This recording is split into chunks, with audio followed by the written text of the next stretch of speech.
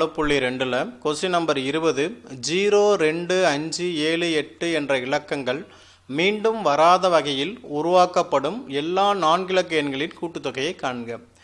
இப்போ இதில் நம்ம தீர்வு கண்டுபிடிக்க போகிறோம். இப்போ நமக்கு இது ஃபார்முலா தெரியும். பூஜ்ஜியங்களை எண் இலக்கங்களில் பூஜ்ஜியம் வந்து ஒரு இலக்கங்களாக கொண்டு உருவாக்கப்படும் 6 இலக்க எண்களின் கூடுதல்.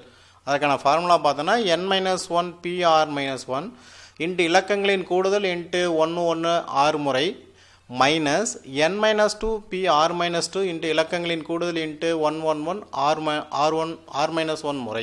இது வந்து ஃபார்முலாஸ். 0 இருந்தால் இந்த ஃபார்முலாஸ். இப்போ இலக்கங்களின் கூடுதல் வந்துருக்குது. அப்போ இலக்கங்களின் கூடுதல்னால் இந்த இலக்கங்கள்லாம் கூட்டுறோம். 0 2 5 7 8 கூட்டுறோம். 0 2 5 7 8 கூட்டினா 10 17 22 கிடைக்குது இலக்கங்களின் கூடுதல்.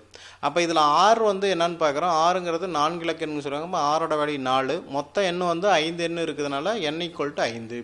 என்னோட வேலை 5, 6ஓட வேலை 4. கொண்டு இதில் சப்ஸ்டிட் பண்ணு.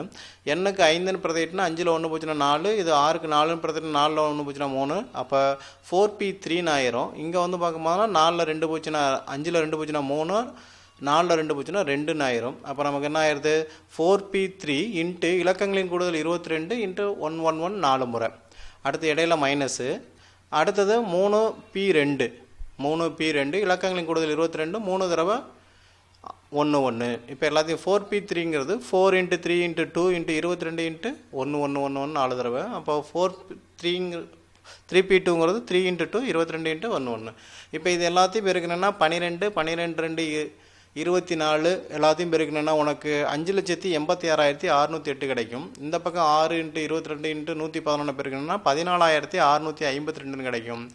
இந்த 5,86,608லேருந்து நான் 14,652 கழிச்சிட்டேன்னா நமக்கு 5,71,956